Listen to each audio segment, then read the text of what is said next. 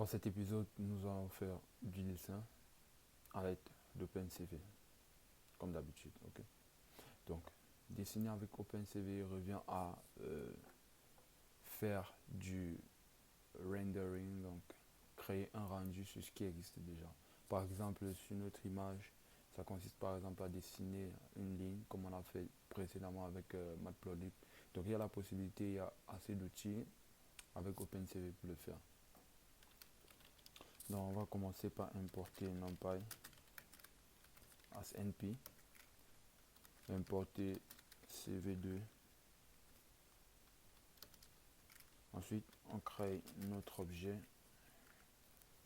Vous avez déjà l'habitude de le faire, hein. J'ai plus rien à vous apprendre là-dessus. Ok, c'est cv2, voilà, point .imread. Et là, on va lire toute une image un peu plus différente. Voilà, donc image chaîne.png. Donc vous choisissez la vôtre. Et là, cv2.imread. Et on va la lire avec les couleurs, comme on avait indiqué dans la partie 3.1. La possibilité de pouvoir lire avec des couleurs. Ok. Donc, et là, ce que je fais, c'est CV2. Donc, pour s'abstenir de ressaisir tout cela, on va juste aller copier ce qu'on avait déjà eu à faire, tout simplement, pour se faciliter la vie. Je pense que c'est ici. Ah là là.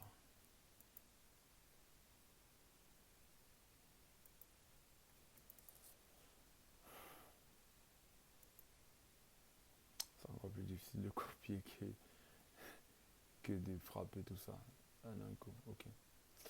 Aïe aïe aïe. Donc, je pense que c'est là avec l'activation en background. Donc, c'est ça le problème. Ok. Mais ça va pas nous empêcher quand même de copier ce petit programme là. Voilà, imshow. Et aller dans la partie 3.3 pour afficher ça. Donc là, je vais tout simplement coller ce qu'on avait déjà eu à faire dans la première vidéo. Là, je vais décommenter cette ligne.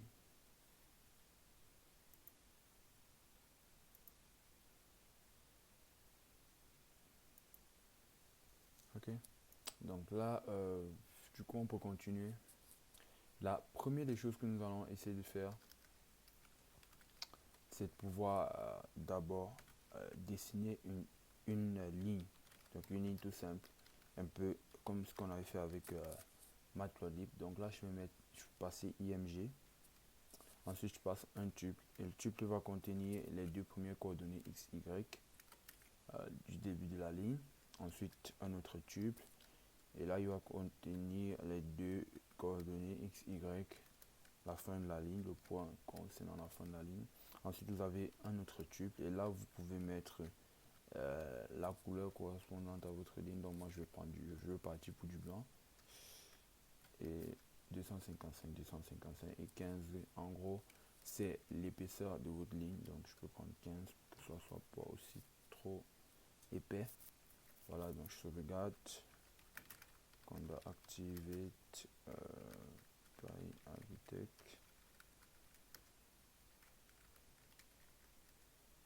Ok. Donc là, je vais exécuter le tout. Path 3.3.py.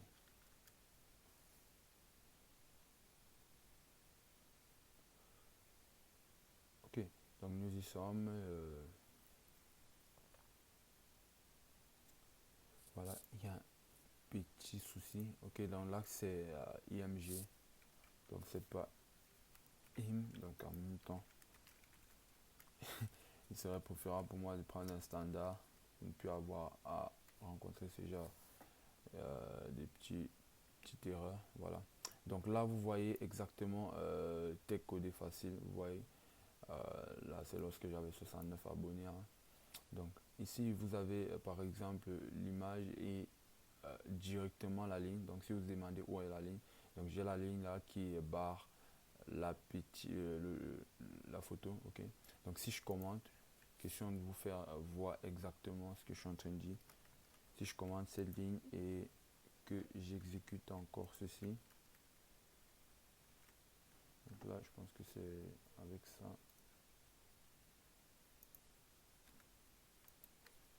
En gros, donc là je vais réexécuter, voilà, tout simplement. Oh là là.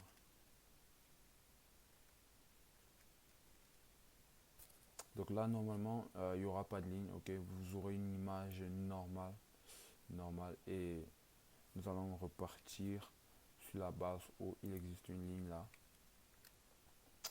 Voilà, donc ça c'est en gros comment pouvoir dessiner une ligne tout simplement sur votre image. Ok, ça peut être utile. Donc là, pour l'instant, on ne voit pas encore l'utilité, mais ça peut être utile. Quand vous voyez par exemple des photos de reconnaissance faciale et tout, vous pouvez voir par exemple des lignes qui indiquent comment la reconnaissance est faite et tout. Donc là, si par exemple le cas le plus palpable, c'est par exemple le rectangle. Donc si on fait par exemple un rectangle, CV to rectangle, et là on va passer notre objet, donc img. Ici, on va passer euh, les coordonnées, donc x, y, la du premier point, ok, le premier point gauche, oui, puisque c'est un rectangle, ok. Donc le premier point gauche et le dernier point à droite, donc ça va faire 200, si on parle plus du 200, 150, ok. Voilà, on va voir ce que ça a donné. Et ensuite, on peut, n'est-ce pas, choisir une couleur. Donc, je vais partir pour du vert. 0,255, 0. Et ensuite, l'épaisseur de notre rectangle, donc de chaque ligne, de toutes les lignes, en fait. Donc, voilà. Exécution.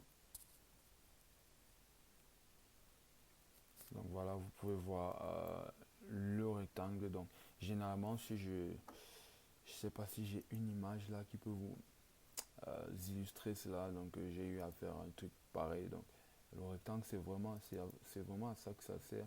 Lorsque vous avez fait peut-être du tracking ou de la reconnaissance d'objets ou la reconnaissance des images faciales et tout. Donc ça peut vraiment servir, ok. Ça peut être vraiment nécessaire lorsque vous voulez le faire. Donc vous pouvez essayer de mettre un rectangle sur les contours du visage ou bien des tracking, etc. Donc ça peut vraiment servir. Donc ça c'est ce qui concerne le rectangle. Donc là, je vais passer. Qu'est-ce qu'on peut encore faire bien d'autre? On va essayer de faire un rond, un petit cercle. Ok, un petit cercle. Voilà, je cherche ça pour l'annuler. Ok, ok. Si on veut dessiner un petit cercle, donc la même logique, cv2.cycle. Et là, hop, l'image, donc notre objet. Et ensuite, pour dessiner un cercle, qu'est-ce qu'on a besoin? On a besoin de son centre, donc x, y, du centre. Ensuite, le rayon, voilà, puisque c'est un cercle. Et ensuite, la couleur, voilà, bien évidemment. Donc, je vais aller pour du rouge, 255. Ensuite, une valeur. Donc, cette valeur-ci, elle est très importante parce que elle va vous permettre de déterminer est-ce que le cercle va être rendu sur l'image ou pas. Donc, lorsque vous mettez une valeur négative, en fonction de cela, il y aura une certaine opacité, ok. Donc, si je mets par exemple -1, ça me permet d'afficher exactement le cercle, ok. Mais si je mets une valeur positive, l'opacité de ça sera presque nulle. Voilà. Donc là, on a notre cercle. Je peux bien la déplacer de façon à couvrir et de façon à avoir un cercle qui a exactement la même taille que ma photo du profil. Donc, peu importe. Ok, donc autre chose, pour ne pas couvrir toutes les figures mathématiques, donc ce qu'on peut faire maintenant, c'est de pouvoir gérer des polygones, ok, juste les polygones, parce que les polygones c'est assez dynamique. Avec un polygone, vous pouvez décider de déterminer combien de faces elle aura, donc en utilisant des lignes et tout. Donc là, on va partir pour du polygone. Donc là, si je mets par exemple PTS, et là, vous allez avoir l'utilité de NumPy, parce que ici, le polygone va être fait à travers un arrêt de NumPy. Les arrêts sont les tableaux, donc les tableaux. Si vous voulez vous familiariser encore avec NumPy, donc je vous rappelle, il y a une vidéo dans la chaîne, je pense de 1 heure de NumPy qui vous permet de pouvoir apprendre les bases et de A à Z en fait avec NumPy, de pouvoir passer de A à Z avec NumPy pour être pro. Donc vous pouvez regarder ça dans la chaîne, ou peu importe où vous regardez. Donc si vous êtes déjà familiarisé avec NumPy, sans souci. Donc là je fais np.array et là je vais passer un ensemble de plusieurs arrays. Donc là je vais par exemple passer 10,5. Donc ça dépend de vous, hein. Donc 10,5, je vais passer 10,5 et puis par exemple un autre array, je vais passer même 20, 30, ok, pour être dans une logique bien précise pour moi. Ok, ça n'a pas de sens, mais ensuite je peux mettre 50 et 10. Donc là, et maintenant lorsque vous avez déterminé combien de faces vont avoir vos différentes euh, les, les différentes les différentes faces de votre polygone, qu'est-ce que vous faites maintenant? Vous pouvez spécifier le type d'arrêt que vous avez mis, ok? Parce qu'avec NumPy, vous avez par exemple euh, des arrêts sur 32 bits, ok? Donc là, vous avez par exemple np.int 32. Donc, en mettant np.int32, ça vous permet tout simplement de faire quoi? Ça vous permet de pouvoir spécifier que là, tout ce qui sera dans cet arrêt est de l'entier et est sur 32 bits, ok? In 32, donc peu importe, allez regarder la vidéo si vous voulez vous familiariser avec NumPy. Ensuite, maintenant dans la documentation, il y a un ensemble de trucs qui vous permet de faire un reshape, donc de pouvoir redéfinir la forme de votre arrêt. Donc là, on va pas gérer parce que je trouve pas nécessaire pour cette vidéo, ok? Donc là, je vais juste prendre des cv2. Pol, c'est polygons, oui, polygons ou polylines.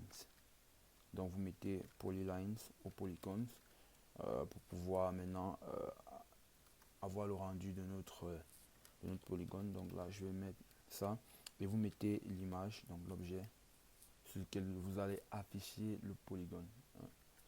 Et là je peux mettre mes différents points qui sont des arrêts bien sûr. Donc mes différents points, et le trou ici, c'est tout simplement pour dire est-ce que à la fin du polygone, la première ligne du polygone doit se fermer avec la dernière ligne du polygone. Donc si vous mettez false, en réalité votre polygone ne sera pas fermé. Donc si je mets trop, vous allez voir que le polygone va se fermer à la fin. Donc après vous avez votre tube comme d'habitude, ok. Donc 255 et là vous avez l'épaisseur tout simplement. Voilà, donc pour que ce soit pas aussi direct, on va essayer de mettre quelque chose comme ceci, voilà. Euh, et je pense que c'est bon, ok, je pense que c'est bon. Donc là, je vais exécuter le tout pour qu'on puisse apprécier le polygone.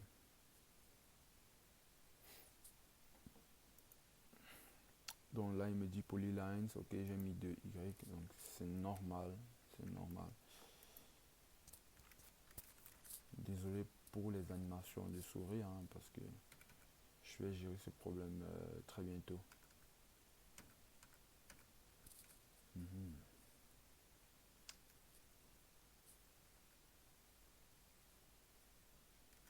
Ok.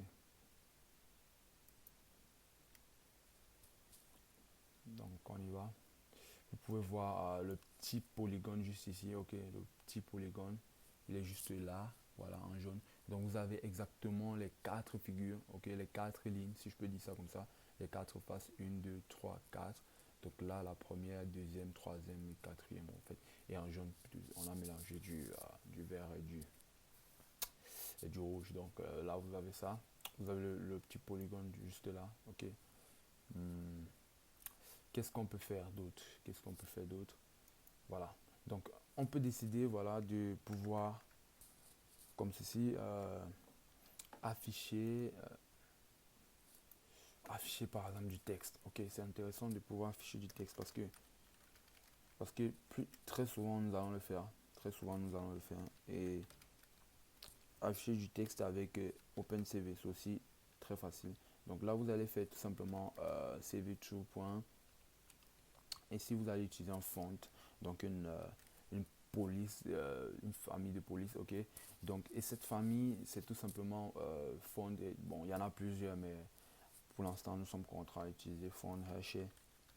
Donc là, vous faites haché et là, vous faites simplex, font haché simplex. Donc, je pense pas que, bon, généralement, pour moi, personnellement, j'ai pas expérimenté plusieurs autres fonts parce que j'ai l'habitude, ok, avec la documentation en ligne et tout. La, la plupart du temps, c'est ça qu'on utilise.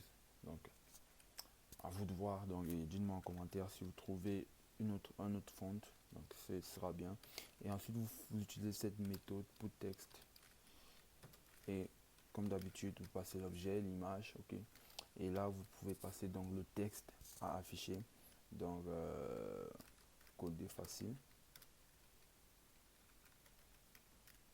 AI. Ok. Donc, et là maintenant, je peux décider maintenant de passer à un tuple. Où est-ce que il sera disposé, voilà. Où est-ce qu'il sera disposé. Je mets mon font, le font qu'on a préalablement défini. Ensuite, je mets un, ok, un qui est tout simplement la taille, n'est-ce pas, le size de notre écriture, ok. Ok, donc là, vous avez même une petite documentation sur le côté. Donc, pour texte, image, text, org, font face, font scale, euh, thickness, line, type, button life, origin. Donc, c'est un peu ça le truc. Donc, ici, c'est le font scale, donc la taille, oui. Et ensuite, on peut mettre la couleur, voilà. La couleur, donc on va prendre aléatoirement, hein. Donc 255 et puis en fait vous avez l'épaisseur ou bien la fitness de votre truc. Donc ça c'est l'épaisseur en gros, le gras, donc le côté gras du texte. Donc, et là vous avez cv2.line,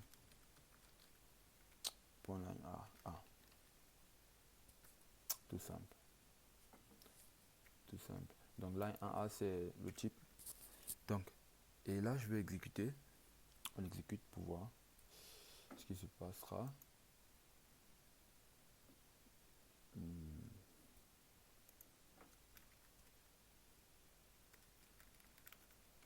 Donc on doit activer by agrotech. Ok. Ah, Conda plutôt. Est-ce que c'est ça? Ok. Et là, Python part 3.3.py. Ok, j'espère qu'il n'y a pas d'erreur. Hein. Oh là là. Python, passer Python. Mais en réalité, vous pouvez aussi exécuter avec du C Python, donc c'est possible. C'est aussi une possibilité. Voilà. Donc là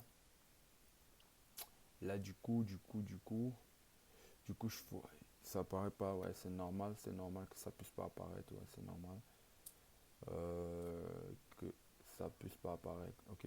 Donc là, on va faire plutôt cv2.img, ok. Ouais, on voit ce qui ne marche pas là. Donc on a notre put text, cv2.putText, font, Hershey, simplex, ok, c'est bon. IMG, code facile, etc. Le reprendre le font, oui, c'est bon, là, ça, le size. Ensuite, la couleur, ouais, l'épaisseur, ok, cv2.line AA, ok, c'est bon. Donc, qu'est-ce qu'il y aurait véritable problème ici? Allons-y une fois de plus.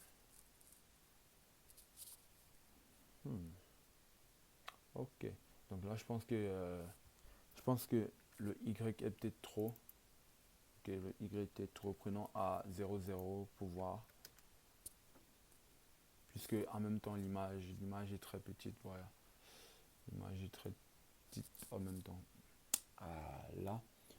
Là, moi, je vois, mais c'est un peu en haut. Je sais pas si vous arrivez à apercevoir le petit texte là. Donc, je vais ajuster le Y pour que vous puissiez réellement voir cela. Ok. Je pense que... Pourquoi je fais toujours ça comme ça? Oh là là.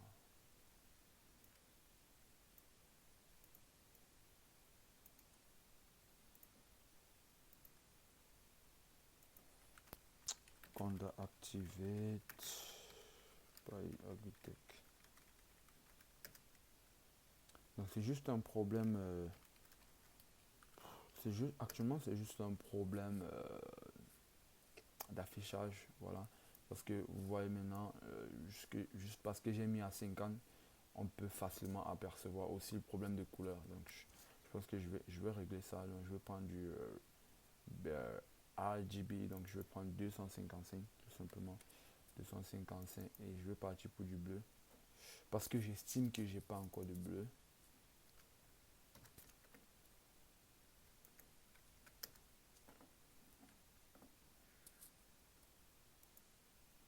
Ok. Donc là, on a du rose, donc pas véritablement du bleu. Ok, il n'y a pas de souci. Donc, mais là, vous arrivez quand même à voir les détails de coder facile et tout de mon texte. Ok. Donc là, vous voyez, là, le 1, c'est pour le size. Donc, imaginez si je mets par exemple 15 pour voir à quel point ça peut affecter réellement la chose, quoi.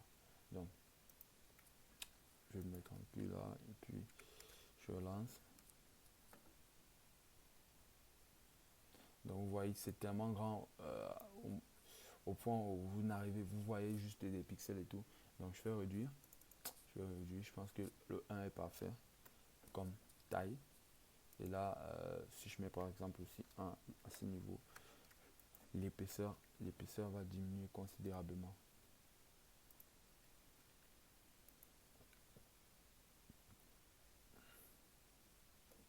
Voilà. Ok, vous avez vu? L'épaisseur a diminué considérablement, mais il y a beaucoup de trucs en arrière-plan, donc ça gêne un peu. Mais l'essentiel, c'est qu'on arrive à faire exactement ce qu'on veut faire. Ok. Donc, c'est comme ça vous pouvez vous amuser à faire un peu n'importe quoi. Ok. Donc, dites-moi ce que vous avez pu faire. C'est pas vraiment évident, mais on verra à quoi ça peut servir. Tout cela peut servir. Donc, c'est tout pour cette vidéo. Je vous dis à la prochaine et surtout bon coding.